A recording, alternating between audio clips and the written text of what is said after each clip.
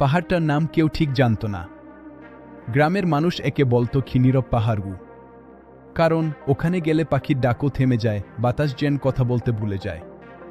সাকিব, রাহাত আর মীরা তিনজন বন্ধু। Adventure video বানিয়ে ইউটিউবে দেওয়াই ছিল তাদের নেশা। এক রাতে তারা শুনল এই পাহাড়ে নাকি মাঝরাতে একটা আলো জ্বলে, আর যে দেখে সে আর আগের মতো থাকে না। ফেক কাহিনী, হেসে বল রাহাত। কিন্তু সাকিবের চোখে ছিল অন্য আগ্রহ। যদি সত্যি হয়। রাত একটা, কুয়াশায় ঢাকা পাহাড়ি পথ, ফোনের টর্চ ছাড়া কিছুই দেখা যায় না। হঠাৎ মীরা থেমে গেল। তোমরা শুনছো? কেউ কিছু বলল না। খট খট খট, পাথরের ওপর ধীরে ধীরে পায়ের শব্দ। এখানে তো কেউ থাকে না, ফিসফিস করে বলল সাকিব। তারা হাঁটা শুরু করতেই হঠাৎ সব ফোন একসাথে বন্ধ। চারপাশ ঘন অন্ধকার। হঠাৎ দূরে দেখা গেল একটা হালকা নীল আলো। আলোটা নড়ছে, যেন কাউকে ডাকছে। রাহাত ভয় পেলেও এগোলো। ভিডিও হলে ভাইরাল হবে, সে কাপা গলায় বলল। আলো যত কাছে আসে তত ঠান্ডা বাড়ে।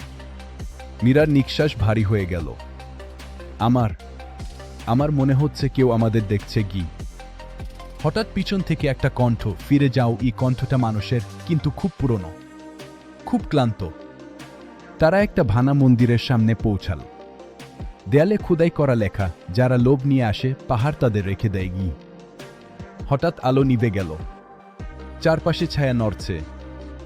রাহাত চিৎকার করে উঠল, সাকিব, মীরা, ওরা আসছে। ছায়াগুলো মানুষ ছিল, কিন্তু চোখ নেই, শুধু ফাঁকা মুখ আর ফিসফিস শব্দ, থাকো, আমাদের সাথে থাকো। কি? সাকিব হঠাৎ একটা পুরনো ঘণ্টা দেখতে পেল। না ভেবে জোরে বাজাল। এক বিকট শব্দে পুরো পাহাড় কেঁপে উঠল। ছায়াগুলো চিৎকার করে মিলিয়ে গেল। বাতাস জোরে বইতে লাগল। হঠাৎ সব আলো ফিরে এল। ফোন অন, চারপাশ স্বাভাবিক। তারা দৌড়ে পাহাড় ছাড়ল। কেউ পিছনে তাকায়নি। গ্রামে ফিরে সবাই ভাবল সব হয়তো কল্পনা।